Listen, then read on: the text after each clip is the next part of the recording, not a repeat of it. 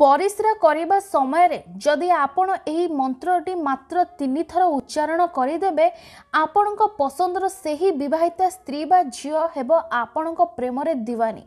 जदि आपण मने मने केउ भी विवाहिता स्त्री बा झील को पसंद करूछंती आउ ताकू निज बसरे करबा को चाहुचंती किंबा ताठारु निजर मन मुताबक काम हासिल करबा को चाहुचंती तेबे एई उपायटी प्रयोग करी देखंतु।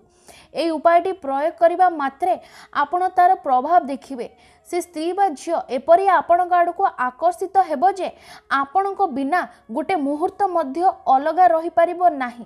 देखंतु केवल 2टी फूल लगा एहीपरि लवंग ने आसीबे खंडे साधा कागज आनी आपण ए उपायटी को प्रयोग करिवे।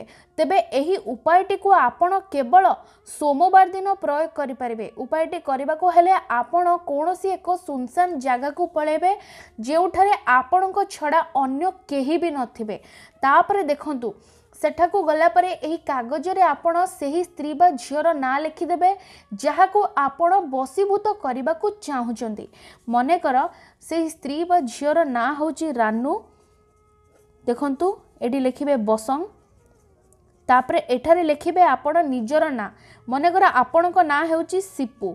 एतिकी लिखि साला परे तळे आपण बसीकरण मंत्रटी लिखिबे। तेबे से मंत्रटी होची देखंतु ह्रीम ह्रीम आमुकं देहि आकर्षणम बसम। तेबे आपण कौन करेंगे एहीपरि बसीकरण मंत्र लिखि सारी 2टी जाक लवंग को आपण कागज उपरे एहीपरि रखिदेवे।